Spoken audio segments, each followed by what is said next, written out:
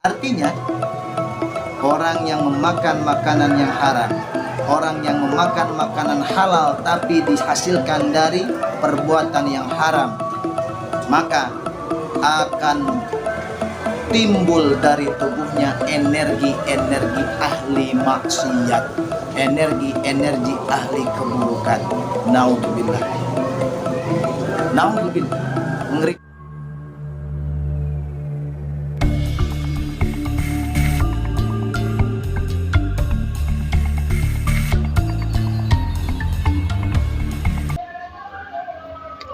Assalamualaikum warahmatullahi wabarakatuh. Alhamdulillah, pada sore hari ini kita semua masih diberikan kesehatan oleh Allah Subhanahu wa taala sehingga kita dapat menjalankan perintahnya, yakni menjalankan ibadah puasa dengan penuh khidmat. Semoga puasa kita diterima oleh Allah Subhanahu wa taala. Agar puasa kita diterima oleh Allah Subhanahu wa taala, maka jauhilah sesuatu, jauhilah setiap perkara, jauhilah macam-macam hal yang dapat mengganggu terhadap dihapusnya pahala puasa kita. Maka dari itu, pada sore hari ini, pada kesempatan ini, saya akan melanjutkan pembahasan dalam kitab Habib Zain bin Smith, yakni kitab Fawaidul Mukhtara'ah Lisalikit Tariqil Akhirah, dalam hal macam-macam perbuatan yang akan menghapus pahala puasa kita, sehingga puasa kita tidak lagi diharapkan oleh Allah Subhanahu wa taala. Maka dari itu, hindarilah.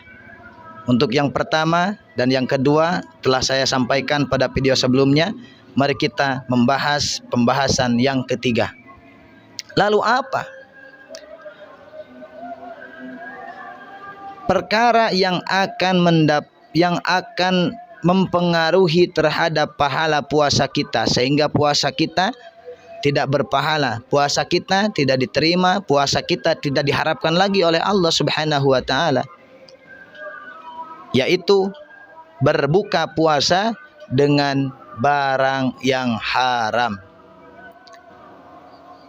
Di samping berbuka puasa ini, di samping berbuka puasa dengan barang yang haram ini akan menghapus pahala puasa kita, juga berbuka dengan barang yang haram ini membuat seseorang merasa berat untuk melakukan ibadah kepada Allah Subhanahu wa taala. Lah, kenapa? Memangnya ada ketika kita mengkonsumsi sesuatu kemudian yang kita konsumsi ini menjalar ke seluruh tubuh kita sehingga menghalangi kita untuk melaksanakan ibadah kepada Allah? Jelas. Karena ada 4 efek bagi orang-orang yang membiasakan mengkonsumsi barang haram atau membiasakan mengkonsumsi sesuatu yang haram, baik itu haram secara jenisnya ataupun haram secara dalam cara memperolehnya. Saya ulangi, baik haram secara jenisnya ataupun haram dalam cara memperolehnya. Sama haram, sama akan mendapatkan 4 efek ini. Makanya ketika membahas barang yang haram, ketika membahas makanan haram, ketika membahas sesuatu yang haram, saya itu selalu teringat dengan perkataan guru saya. Bagaimana beliau berkata? Beliau berkata, kullu lahmin nabatat minal haram fannaru aula bih. Ternyata ini adalah sabda Nabi Muhammad sallallahu alaihi wasallam. Setiap daging yang jadi, setiap daging yang tumbuh daripada barang yang haram, maka fannaru aulabi, dia akan menjadi seorang yang mencerminkan ahli neraka. Na'udzubillah summa na'udzubillah. Malah tidak hanya itu, Allah Subhanahu wa taala berfirman di dalam Al-Qur'an. Kata Allah, innal ladzina ya'kuluna amwalal yatama dzulman, innal ladzina ya'kuluna amwalal yatama dzulman innama ya'kuluna fi butunihim nara wa sayaslawna sa'ira. Yang artinya, sesungguhnya orang-orang yang memakan harta anak yatim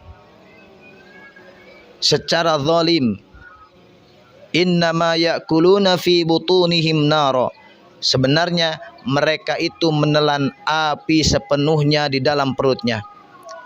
Wasayaslawna sa'ira, dan mereka akan masuk ke dalam api neraka yang menyala-nyala. Firman Allah surat An-Nisa ayat 10.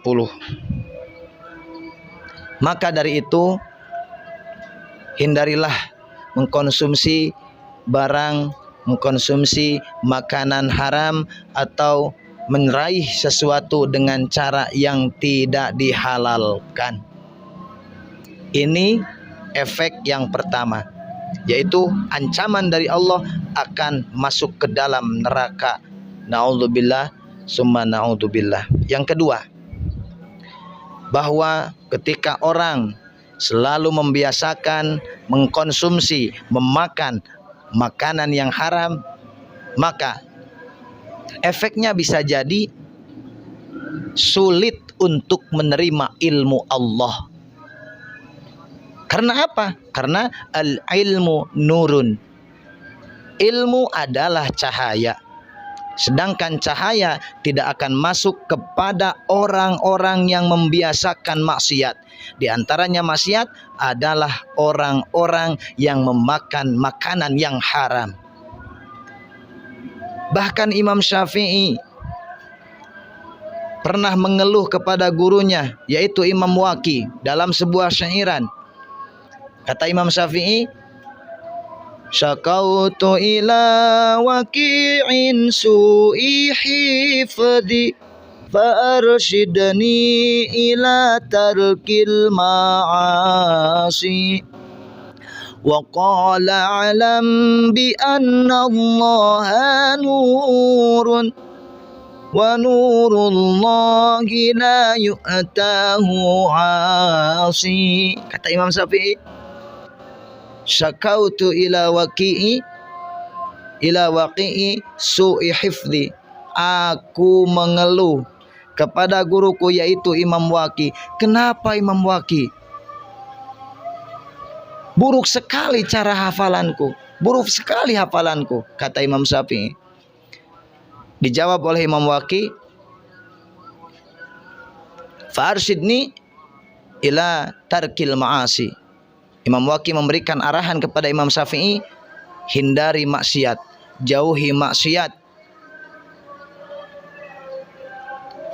Maka Imam Syafi'i berkata, wa qala alam bi annal ilma nurun. Kata Imam Syafi'i, sesungguhnya ilmu adalah cahaya. Wa nurullahi la yu'tahu asi, dan cahayanya Allah tidak akan mendatangi orang-orang yang ahli maksiat. Maka ngerilah ketika kita membiasakan mengkonsumsi makanan yang haram. Naudzubillah summa naudzubillah.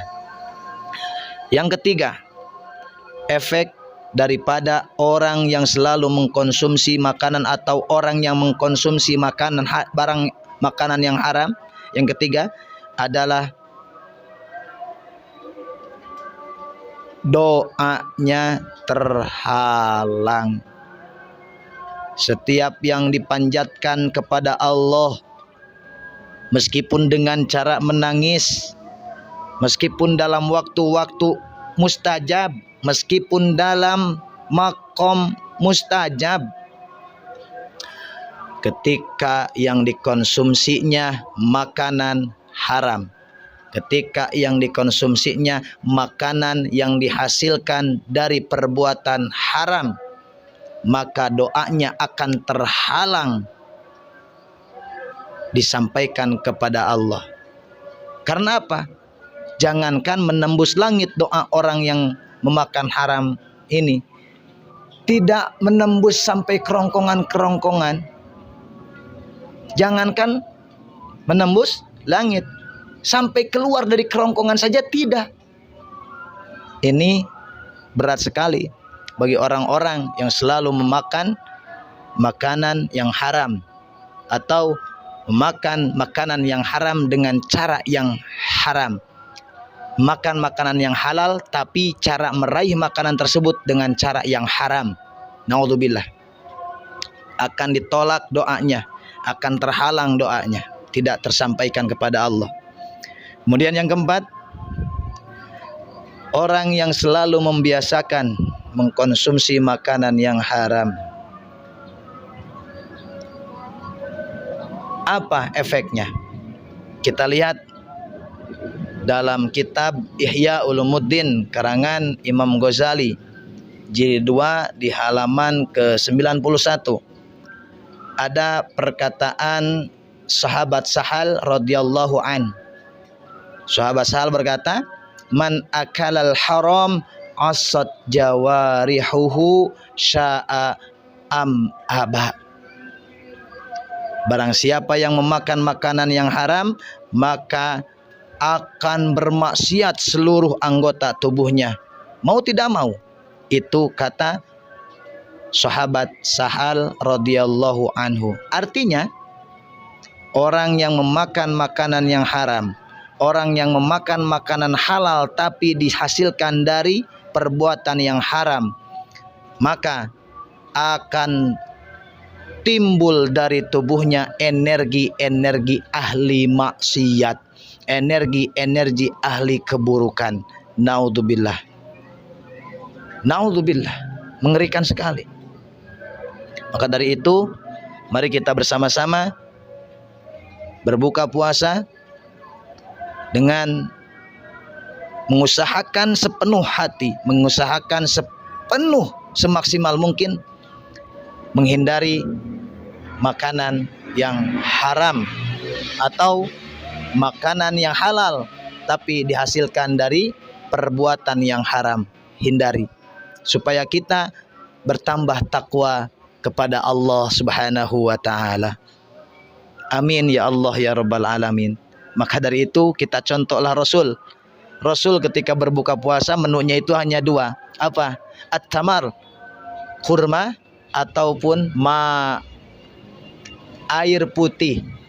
Tidak berlebihan. Menu favorit Rasul ketika berbuka puasa adalah kurma dan air putih.